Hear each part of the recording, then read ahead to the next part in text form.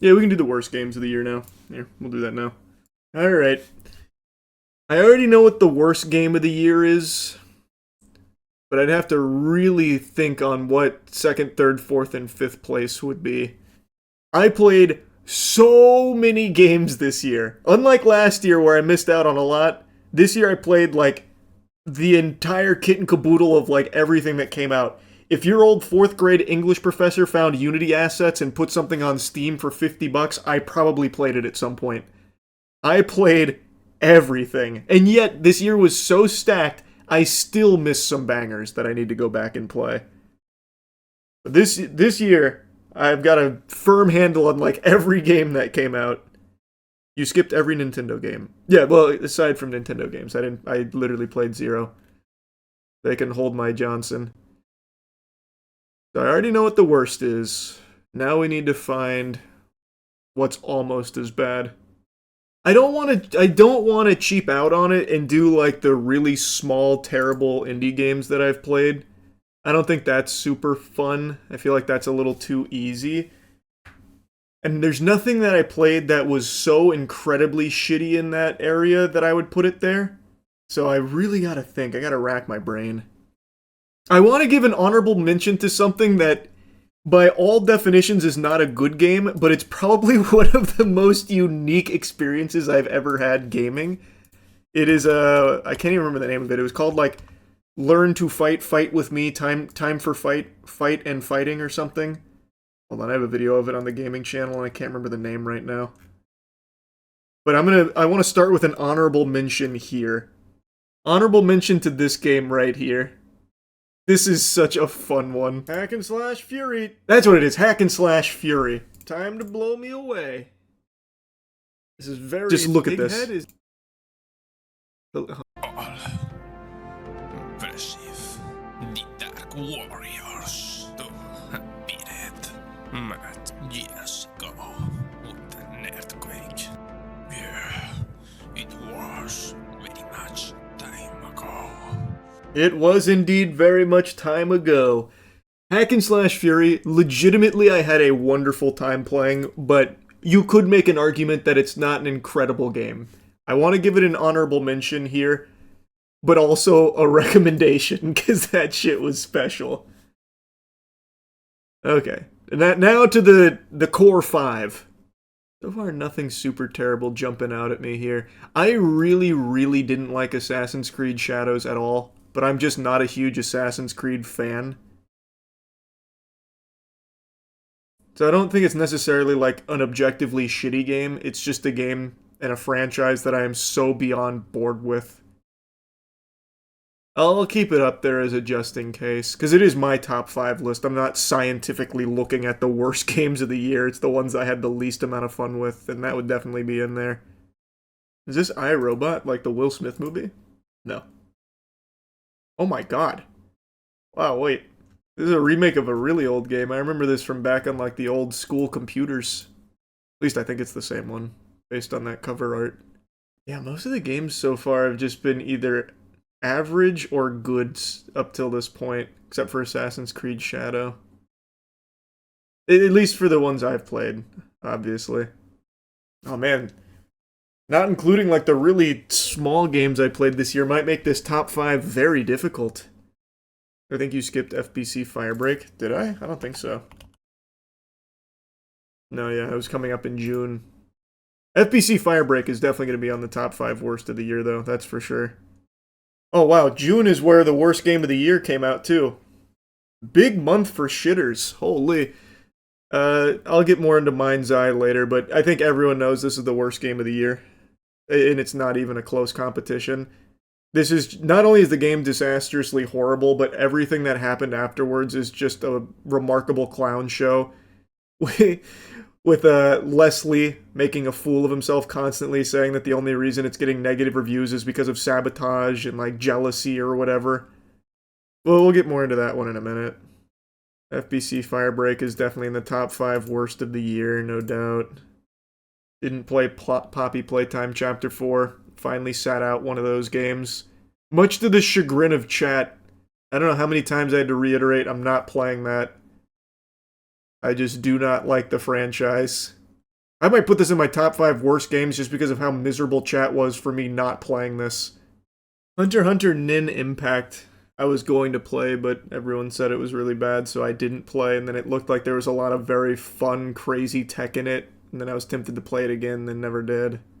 Killing Floor 3, similar story. Was pumped to play Killing Floor 3. Everyone said it blew ass, and then I just didn't play it. Maybe I should have, just for the sake of the top 5 worst games of the year. It's not too late. True, maybe I could play Killing Floor 3 tonight and see if it makes my top 5 worst of the year. Oh, this is definitely in the top 5 worst of the year. The House of the Dead 2 remake. Holy shit, did they butcher that. That was a disaster. Star Wars Outlaws. Wait, didn't that come out last year? Yeah, 2024. Oh, it's a port. That would have definitely been on my top 5 worst. I hated that game. That shit was so unbelievably boring. I think that made my top 5 worst for 2024. Wow. We're almost to the end of the year. And I actually only have 4 games that I genuinely really didn't didn't like. At least from like the big releases.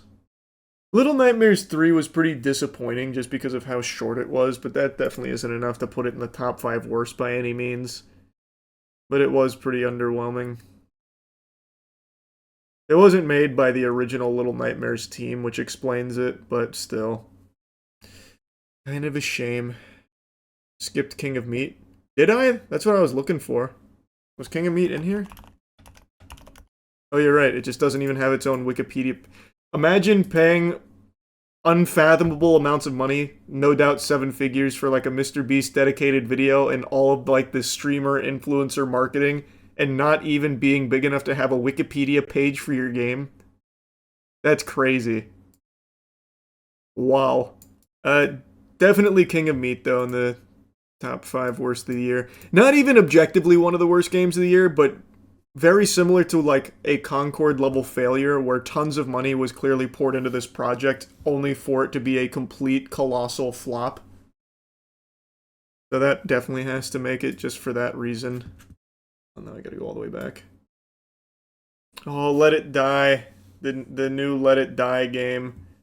That would probably... Man, maybe I should play some of these, like, absolutely terrible games just for the sake of this top 5. Because I know the new Let It Die game would definitely be on there. It's a pay-to-win disaster. We went over it on stream not long ago. I know if I played Let It Die or Killing Floor 3, they'd probably squeak out a spot on this. Well, that's enough Let It Die Inferno forever. I can comfortably finish the top 5 worst games of the year. Assassin's Creed Shadow does not make the cut. At number 5, it'll be House of the Dead 2 Remake. This is probably one of the worst remakes you'll ever find for anything. When I played through this on the gaming channel on a whim, I didn't know it was so bad. They completely ruined House of the Dead 2. So that comfortably gets number 5. At number 4, Let It Die Inferno. Like, after having just played it for, what, hour and a half or something, which isn't a lot. It's barely enough for, like 2 or 3 Hellgate runs.